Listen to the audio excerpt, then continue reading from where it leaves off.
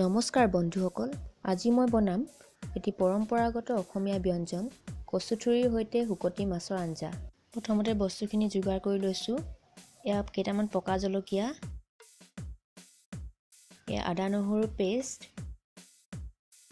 এয়া হুকতি মাছ,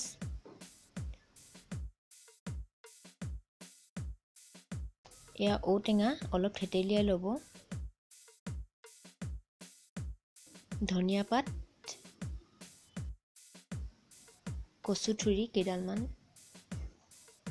এয়া আলু। কেৰাহীখনত প্ৰথমতে কচুথুৰি আৰু আলুখিনি দি ল'ব। দি ভালদৰে মিহলাই তাত ঠাণ্ডা বা গৰম যিকোনো পানী দি দিব আৰু দি ঢাকনখন দি প্ৰায় 10 পৰা 15 মিনিট সময়লৈকে উতলিবলৈ দিব কচুথুৰিখিনি।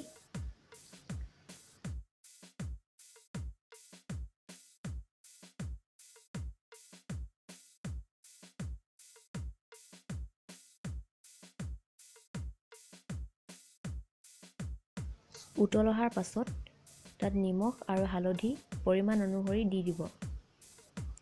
দি লৰাই দি অলপ সময়ৰ কাৰণে ঢাকনখন মাৰি ৰাখিব।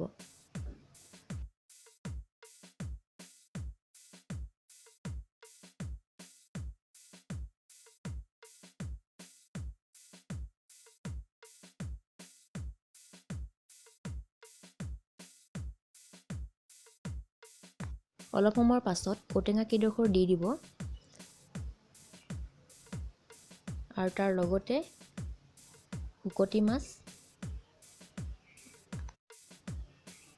আদা নহৰু আৰু জলকীয়াৰ পেষ্টখিনি তাত ঢালি দিব।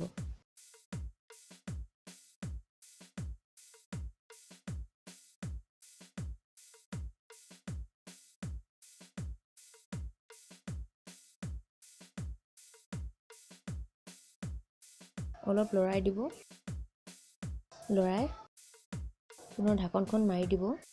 5 মিনিটমান সময়ৰ কাৰণে সিজিবলৈ দিব। কিছু সময়ৰ পাছত ঢাকনখন আঁতৰাই অলপ ঘুটনি মাৰি দিব যাতে কচুথুৰিখিনি ভালদৰে ভাঙি যায় আৰু তাৰ পাছত ধনিয়া পাতখিনি দি দিব। গতিকে আমি দেখিলোঁ যে কিমান সহজতে কচুথুৰিৰ সৈতে হুকতি মাছৰ আঞ্জা ৰান্ধিব পাৰি।